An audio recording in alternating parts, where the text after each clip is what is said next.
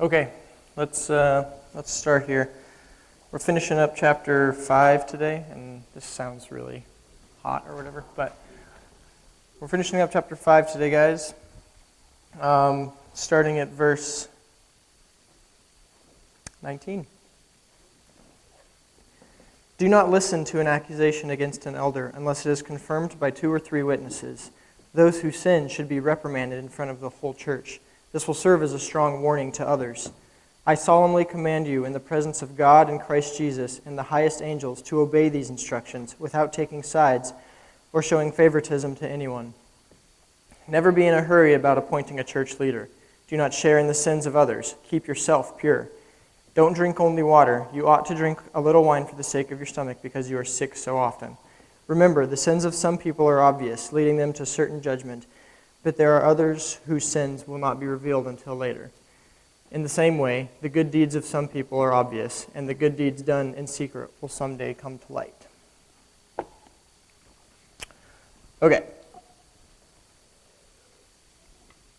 So, this week we have more on the front regarding elders and the leadership of the church.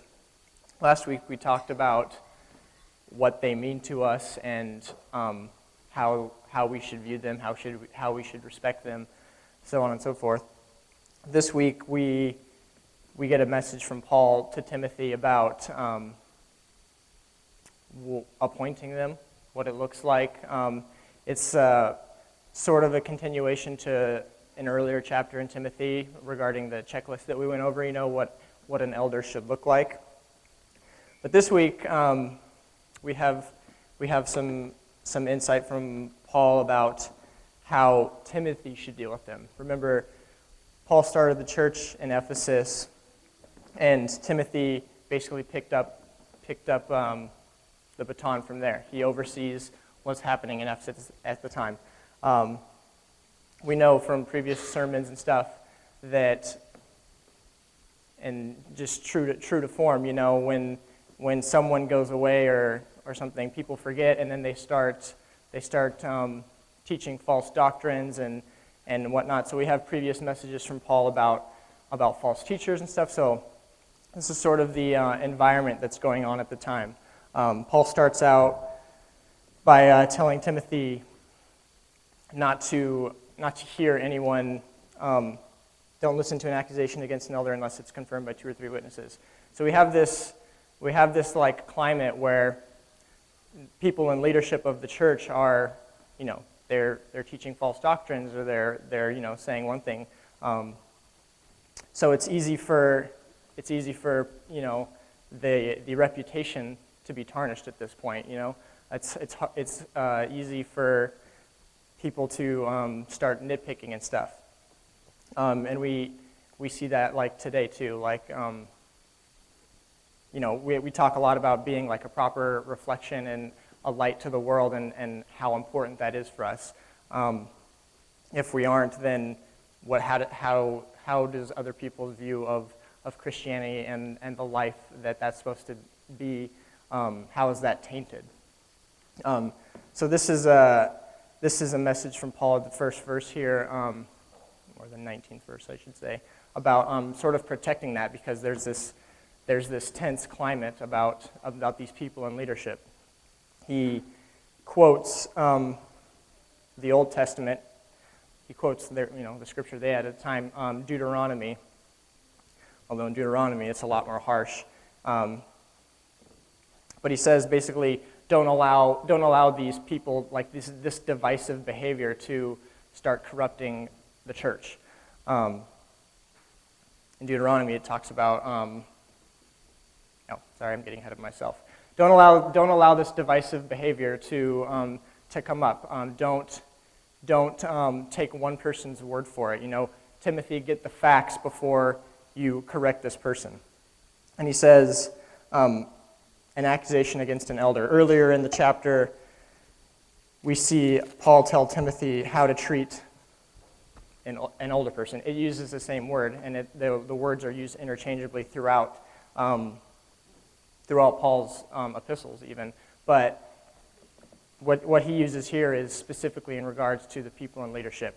Before he's talking about, and we talked about, my first sermon of the month, how we treat older people, older men like fathers, women like mothers and stuff.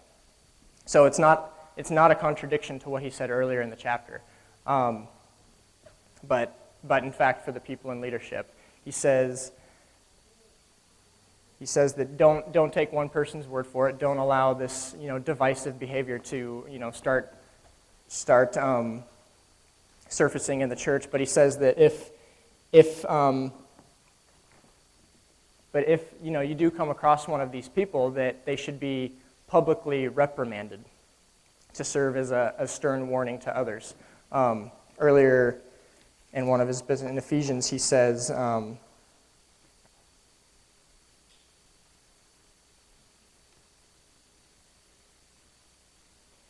it says expose the evilness, allow the light to expose the evilness. And that's what he's saying here too. We see sort of in today's society, and we see sort of this behavior of like tolerance, whether that be in like conversations with people or on Facebook and stuff. But we see this really tolerant behavior, and like nothing is sacred anymore. And we talk about that often in our church, what's bad versus what's good, and how that gets muddled about and stuff. But he's saying, don't be tolerant towards these people. Stand strong.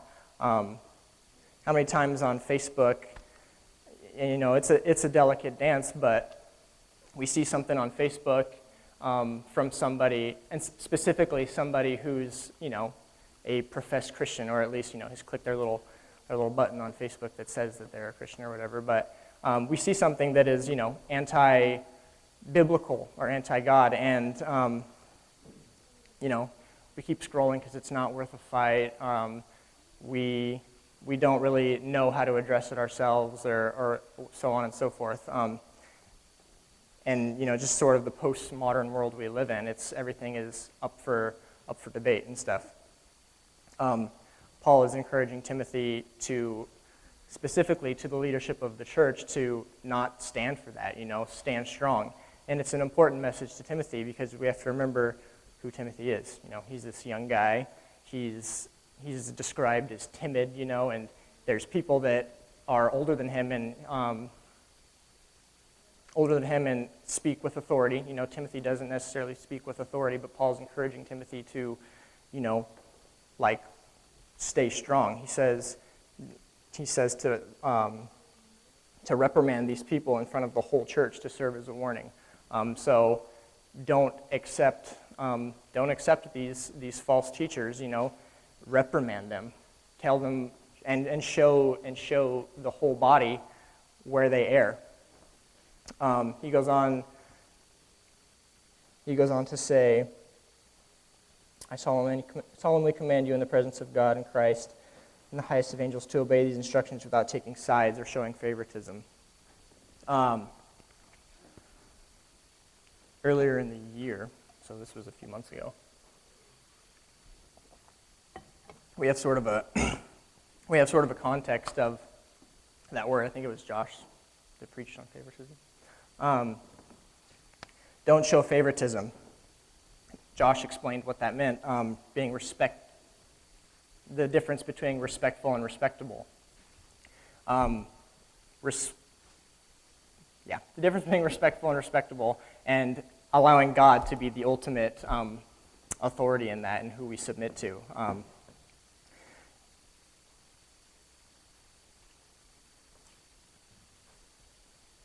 And so Timothy here is being told by Paul to, as he's dealing with these people popping up in this divisive behavior, to not show favoritism to somebody. Don't take one person's word for it. Search for where these people are coming from, And we'll get into it more later, because it talks about allowing time to go on before he appoints leaders. But search for where these people or these leaders are coming from and what their calling is. Don't allow one person's word to to like be the judge for one person or whatever. So there's this tense climate going on in Ephesus right now, false teachers and leaders teaching false doctrines and stuff. And so this is a message to Timothy about how does he handle that.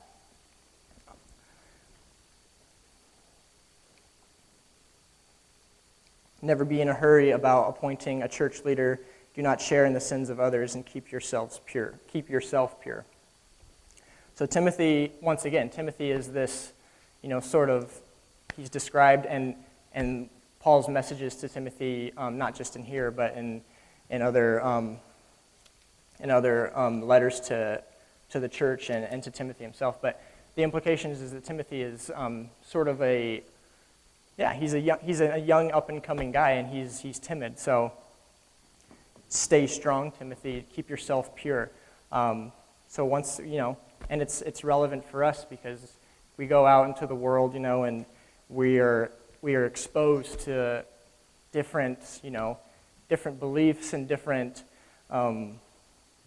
people's views of things, and we're exposed to like culture and media and stuff, and things are just thrown into our face, and we're supposed to be able to process all that like that and see where it's wrong and see where something might be right, and so on and so forth. Excuse me. The message is the same to Timothy as it is for us. We go out and we navigate our lives and our environments and stuff, and we're expected to remain pure and to remain godly and Christ-like in all that we do. Sort of reminded when I read this passage, but like this specific verse. I was reading a comic like 2 weeks ago, and it's a Star Wars comic, but there's these two guards that are like, okay, let me just give you some context. It's an awesome comic, but Lando Calrissian steals the Emperor's ship, and because he's like a scoundrel and a bounty hunter and stuff, but so he steals the Emperor's ship and comes across this area of the ship, and these two like guards are guarding it. They get past the guards and find what's in there. It turns out to be like all these like Sith artifacts and gnarly things. But so fast forward to like 2 issues later, it turns out that bear with me. Fast forward to a couple issues later, it turns out that because these guards were just around this like bad entity, Sith artifacts and different things like that, they like became like Sith, like bad guys. So don't go out into your environments in your world and become Sith. That's basically what Paul is saying to Timothy, and we can take from that the same thing. Stay pure. Don't allow the Sith artifacts to change who you are and what you know and who you know God to be, and don't allow it to take place of all those things. Verse 23 is a sort of seemingly, or it sort of seems to be like a digression in the letter here. It talks about don't drink only water and what? Add a little wine to your diet. That's funny, I'm drinking water, I get it. But it's in context to staying pure, don't become so focused on like doing right that you're doing harm to yourself. And then he says, remember the sins of some people are obvious, leading them to certain judgment. There are others whose sins won't be revealed to later. Good works, same situation. So Paul's saying to Timothy, don't be in a hurry. Don't be in a hurry when you're dealing with these leaders and you're looking to appoint them. We have here in this church alone, we have a 7-year eldership academy, and it's like an intense thing, and at the end of that 7 years, we may not even become elders because, we're not fit to do that or something. But yeah, it's important that it's important that Paul stresses that that point. How many times do we see? I mean, unfortunately, we've had like people in our own body. Kevin thought that he wanted to do Eldership Academy, and that was commendable. I mean, it's an intense thing to even like step up to that plate, guys, and like even like take that first step to like want to be in that direction. Obviously, we know that that wasn't God's plan for this body, but that's why, people seem like they have good intentions at first, and then you find out that, maybe they've wavered or something, or maybe they grew out of their infatuation, and we deal with that, and that's just sort of human nature. We focus on one thing, or we are really like zealous towards one thing, or think we want something, and then the infatuation dies off. So that protects the church and the body to not be rushing into that. I think about like the leadership of, and I'm not like the most well-versed, and I'll be the first to say that, but President Obama started out saying that he was going to do one thing, or saying that he believed in one thing, 8 years later almost, and his views have changed or whatever. I keep hearing like different things about the Pope, and how the Pope has become more and more tolerant about certain things like that. This is the kind of thing that Paul is saying to Timothy. Don't allow these things to creep in to God's household. And remember, that's what we're talking about, and this whole context of this month is God's household. But yeah, I think about those people, and I think about the people in our body, even that, take Obama for instance. They liked Obama at first. Turns out that Obama wasn't that awesome, or didn't do everything that he said he was going to do, or didn't believe everything he said that he believed in. So we see, in reference to the last verse here, we see it play out, good works and sins and stuff revealed now versus later, and later versus now. But we see that happening in society.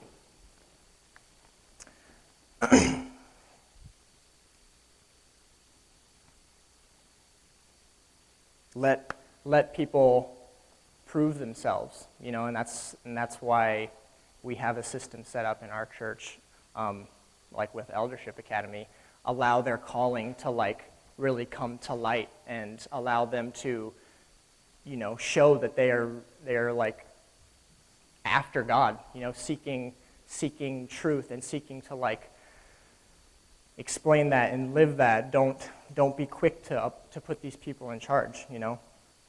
Don't do it because they seem infatuated. They seem like they have good intentions or whatever, but allow their calling, which is what our position is, and leadership's position is, calling from God. Allow that to come to light, and let that shine.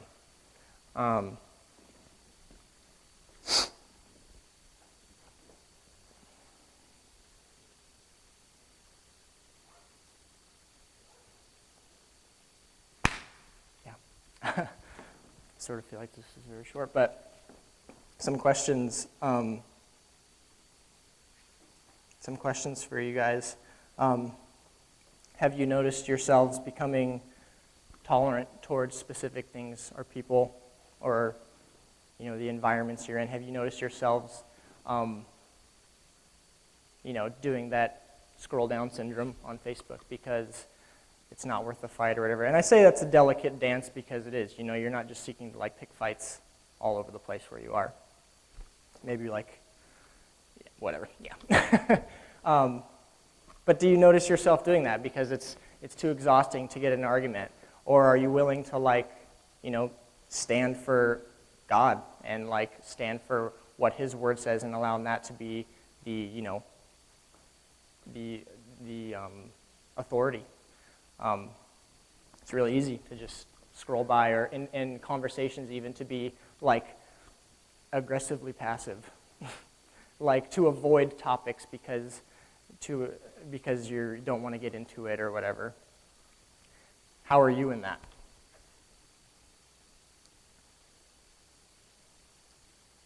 And then do the environments you put yourselves in or people you surround yourself make it hard for you to live godly lives? You know, he says to Timothy here to stay pure because he's in that that environment of false teachings and stuff. Are the environments you guys in hard? Do they make it hard for you to live in a way that's like Christ-like and godly and stuff? Yeah, are you staying pure? Are you being tolerant? Those are the things that Paul is saying to Timothy here. Thanks.